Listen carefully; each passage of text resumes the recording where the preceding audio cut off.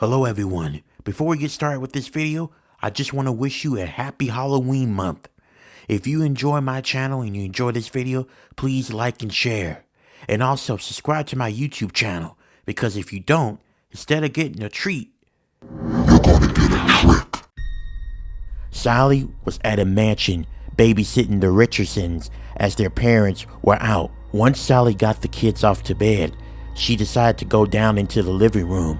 The area was like a little theater room, and she decided to watch a little bit of TV. As she was watching TV, she noticed a statue that looked like a clown. Something about the statue creeped Sally out. She wanted to cover it up, so before doing that, she gave the Richardsons a call and asked, "Hey, I'm so sorry to bother you guys. I just have a quick question. There's a statue here in your theater room that I really want to cover up. It's really uncomfortable. It's weird. It's a clown, and it's making me a little scared.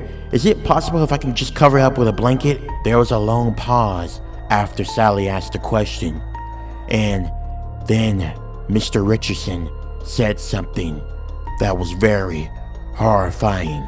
"Sally, I need you to listen to me very carefully what I'm about to say. Grab the kids, get out of the house, and call 911. Confused, Sally asked, "Okay, why? Why do I need to call 911? And why do I need to get the children quickly?" "Because we don't have a statue of a clown nowhere in the house." Before Sally can even react to that information, she felt two hands wrapped around her neck.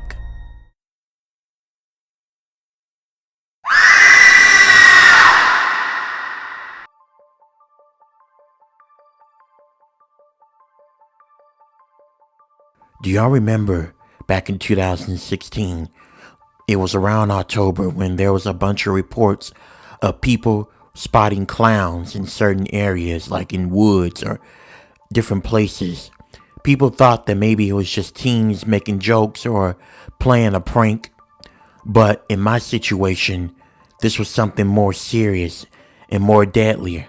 And it left me very paranoid and scared, and I've been having nightmares ever since I dealt with that. So this happened when I was about 22. It was 2016. I was on my phone watching some YouTube videos. I started to get hungry as I was watching videos. So I got up and went towards my kitchen to prepare me a peanut butter and jelly sandwich. I looked up at my kitchen window that was above my sink, and I saw something that made my blood run cold. It made me drop whatever I had in my hands. Standing outside, looking back at me in the house, was a clown. A person dressed up as a clown.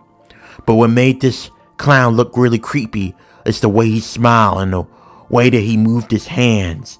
The way he waved at me. He had this deep smile on him that looked really unsettling. I stood there as I was petrified. The clown looked so creepy. And then the clown suddenly changed his facial expression. His facial expression looked like someone who was annoyed. And then, out of nowhere, the clown just ran and made his way to my front door. And then he knocked. I slowly walked out of the kitchen and into the living room area where the front door was at. I looked through the peephole and I saw that clown once again with that very disturbing smile. I didn't say anything, but it didn't matter. The clown started to talk to me, and the way he talked gave goosebumps all over my body, and it ignited a fear inside of me that I didn't know I had.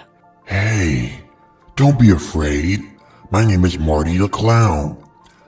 Just let me in. I just want to show you a trick.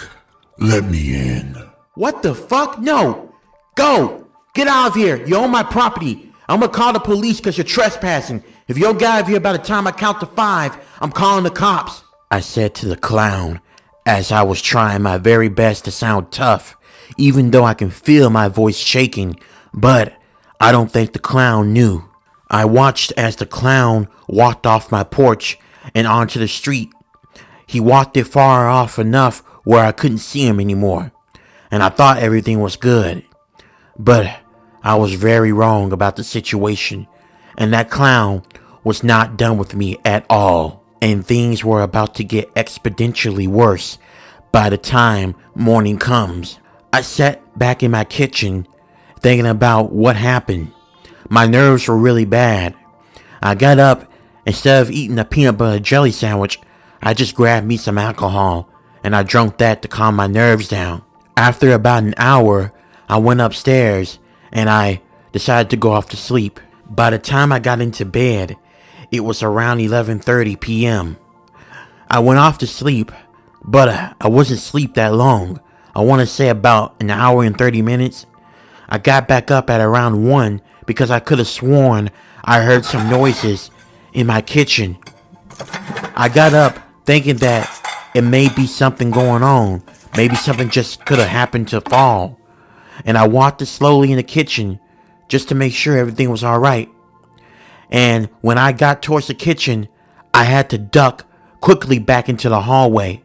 My heart was pumping fast, and it felt like it was going to come out my chest. I was breathing rapidly. I couldn't control my breathing. What I saw in that kitchen terrified me. It was the clown, and I didn't know how he was able to get in my house. I know I had everything locked. I slowly tried to go back into my room without making any noise, praying and hoping that clown didn't notice I was out of my room. But by the time I made my way just a foot into my room, I felt something grabbing my other leg. I immediately fell down on the hardwood floor, hitting my head extremely hard as pain began to surge all over my body and my head. You can't run away from me that easy. I just want to show you a magic trick. Then I'll be out of your hair. Please tell me you'll stay. Watch Marty perform his magic trick. The clown said to me as he was holding my foot. Fuck off! You're in my house. I don't want to see your magic trick. You need to leave right now. Let go of my foot. I protested the clown. But when I said that, I noticed that his mood changed. He went from being all happy and smiles and everything to downright angry and pissed off. It scared me the way his mood changed so quickly. And then he said something to me that really frightened me. No, you don't have a choice. You're gonna watch my magic trick, even if it means I have to nail you to the floor. And then, in the moment of horror, I saw the clown pull out a nail gun from his shirt. And then he had a cord and he plugged it up. He plugged it up in the socket that was by my front door. And then I tried to make a run for it, but he grabbed my legs. And then he placed that nail gun on my legs and pushed my legs down to the floor. And then, the moment of horror, he turned it on and he used the nail gun to nail my legs onto the floor of the house. I remember yelling out in pain. It was so excruciating. It felt like my whole bones in my legs broke. And then he used the nail gun for my other legs. And once again, I felt that horrendous pain where it felt like every single small bone in my legs broke. I yelled out in even more pain. I yelled real loud, but the clown was laughing, getting joy out of it. I was in so much pain, I couldn't even move. I can feel the nails in my legs. It was excruciating pain. I kept on wailing and crying because the pain was excruciating. I knew I was gonna die. And then the clown said to me, Now, the magic trick is, I'm gonna make you disappear with my fun gun. Now, give me a round of applause. the clown said to me, but I was too much in pain to even remotely barely hear what this guy was saying. He wanted me to clap while I was in pain after he nailed my legs to the floor. I kept on crying, yelping in pain. The clown got mad, and then he walked up towards me, grabbed my hands, and said, I told you to clap your hands. the clown angrily said to me, and then He said, You know what? You don't deserve to see a magic trick. How about this? I'll do a magic trick that'll be more suitable for you. It's called making you disappear. the clown then pulled out a gun.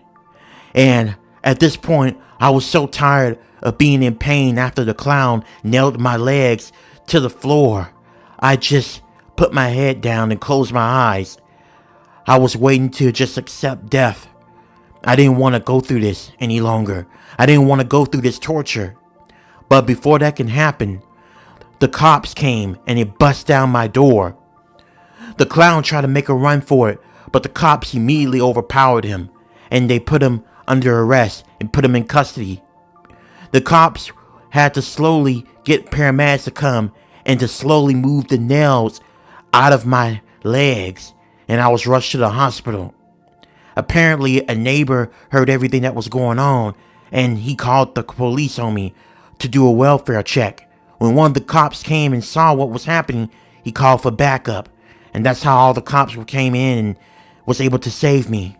After that ordeal, I have a new fear of clowns, because every time I think about clowns, I think about that man who came in, who had every intention on killing me.